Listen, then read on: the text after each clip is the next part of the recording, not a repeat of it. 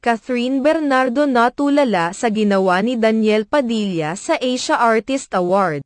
Muli na naman nagkasama ang mag-ex-jowa na sina Catherine Bernardo at Daniel Padilla sa awarding ng Asia's Artist. Tila tuloy-tuloy pa rin ang pambabakura ni Daniel Padilla kay Catherine Bernardo sa kabila ng hiwalayan nila. Tila ngayon pa lamang umano na-realize ni Daniel Padilla kung ano ang mangyayari sa kanya ngayong wala na sila ni Catherine Bernardo.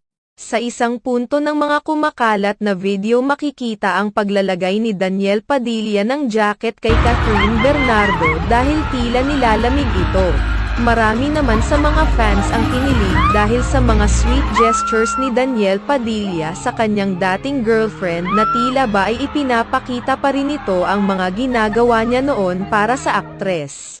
Hindi naman napigilan ng ilang fans ang umasa na sana ay may pag-asa pa na magkabalikan ang dalawa dahil sayang rin ang mga taon na magkarelasyon sila.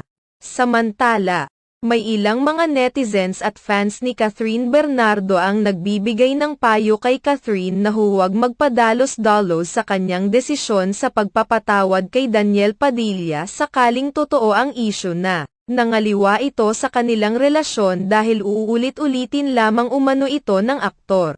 May mga nagsasabi pa na baka ginagawa lamang umano ito ngayon ni Daniel Padilla dahil natatakot itong tuluyang bumagsak ang kanyang showbiz career. Marami kasi ang nakapansin na lalong tumunog ang pangalan ni Catherine Bernardo ngayon matapos ang hiwalayan ng dalawa habang nakakatanggap naman ng backlash ang aktor dahil sa issue nila ni Andrea Brillantes.